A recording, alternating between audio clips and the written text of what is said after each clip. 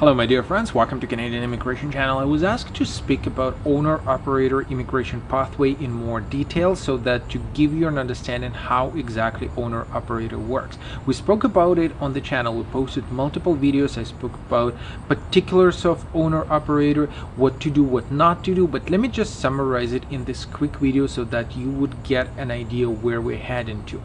Now, when it all comes down to this owner-operator pathway, it's one of the options to get yourself an employer in Canada, and in this case, an employer is you, your own company.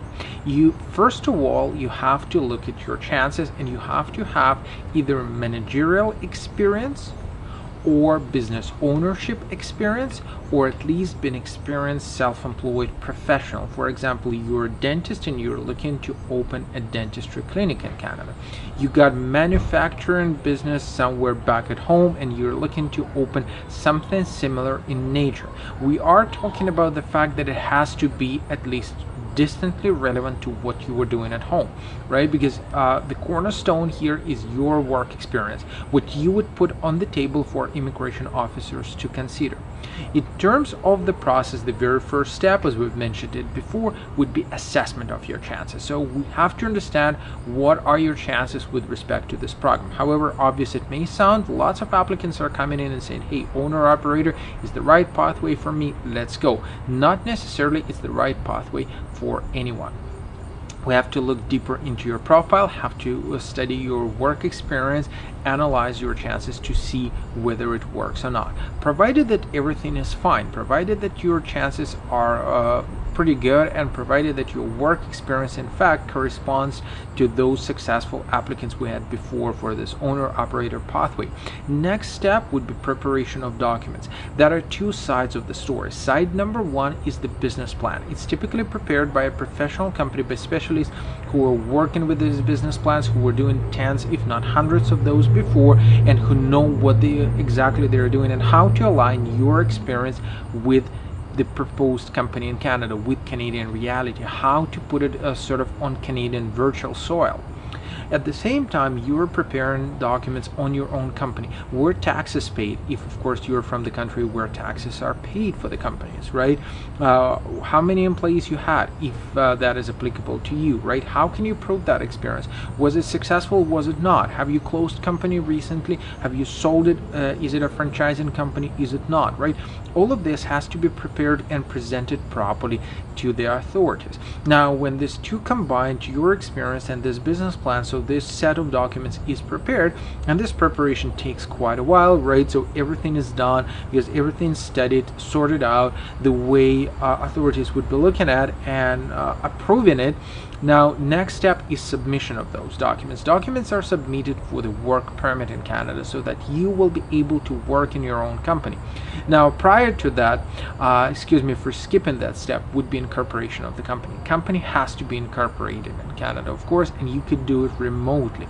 Now, incorporation of the company entails the fact that you will be the owner of the company, the person who will come here to rule, to manage this company by yourself. This is not quite a difficult process in terms of the overall preparation for immigration, but it still cannot be skipped, of course. It has to be done prior to your arrival.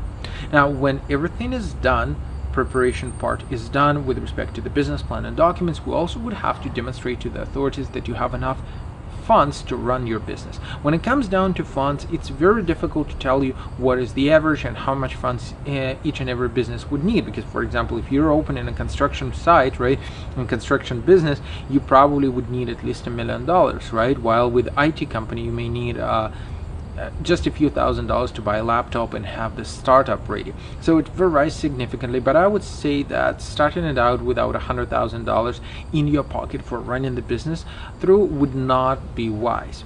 Now, when everything is prepared, it's submitted to the Canadian authorities, who will be deciding on your work permit.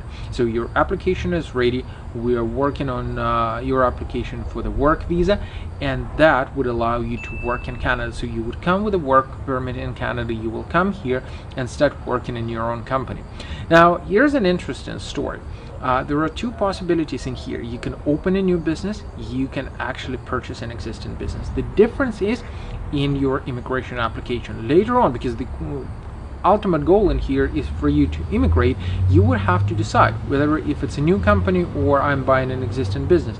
If it's a new company, I will have to work for a year in this company. I will have to pass through compliance reviews, demonstrate to the authorities that in fact business is starting to be running. Nobody's expecting you to generate millions and millions of dollars, but at least the company should start running. And then you will be able to apply for immigration.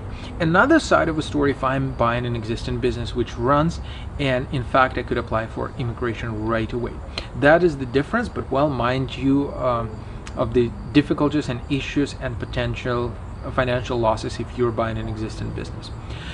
With respect to the fees, because many are asking how much it would all cost, I would say overall it varies, of course, but together with a business plan, with a preparation, with government fees and so on, you should be looking at somewhere between 29 to 35,000 Canadian dollars. It's not a cheap option. It entails a hell lot of work, to say the least, but at the end of the day, this is quite possible to work it through. And in fact, this is one of the best programs to get yourself a job offer in Canada right now while we're in difficult times of pandemic, right?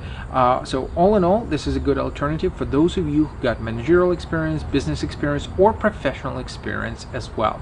If you would like to discuss your chances further on, feel free to drop us a line. We'll be glad to assist you.